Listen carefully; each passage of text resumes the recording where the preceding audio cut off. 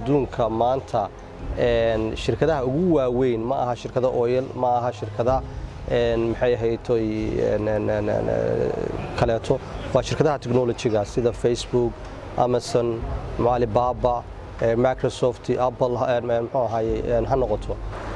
waxa la socodna adduunka maanta inuu ka guuray offline business to online business yani arin traditional ka ahayd oo aan ku xirnayn internet-ka iyo teknolojiyada casriga ah maanta laga guurayo oo loo guurayo digital ah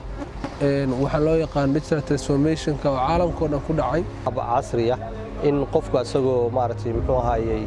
gurigiisa jooga just one click waxa la wuxuu u baahan yahay oo heli karo muxuu ahaayay marka runtii qaabka hadda inuu maaragtay xataa markay noqoto dukaamada wax noocaas ah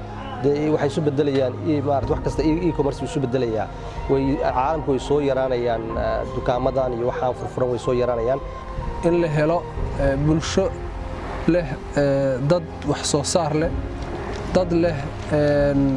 hal abuur ganacsi oo adduunka loo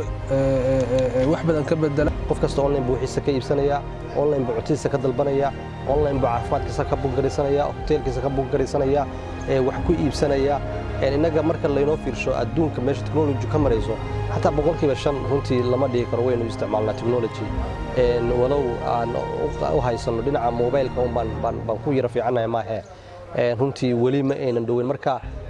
fursad kasta oo inaga maqan ama hal abuur kasta oo inaga maqan wuxuu inagala maqan yahay shaqo abuur waxaana ku dhiirigelinayaa cid kasta runtii dhalinyaro ah oo hal abuur leh oo dhinaca teknolojiyada runtii la xiriirta inay noqdaan halbah kadib marka halbah noqdaan waxa awood u leeyihiin markay inay soo saaraan runtii wax mira leh haddii laakiin qof kasta wasaan ku naqaan dhalinyarada inta ay gooni u shaqeeyaan ama ay adag tahay in la wada shaqeeyo macna badan ma soo kordhinayso dhalinyarada waxaan u dardaarmayaa inay bartaan wada shaqeynta inay runtii ay isu dulqaataan inay afkaartooda gadmi karta ay keenaan ayagu inay noqdaan entrepreneurs yani inay ayagu qofka hal abuur kale shaqo u bixiya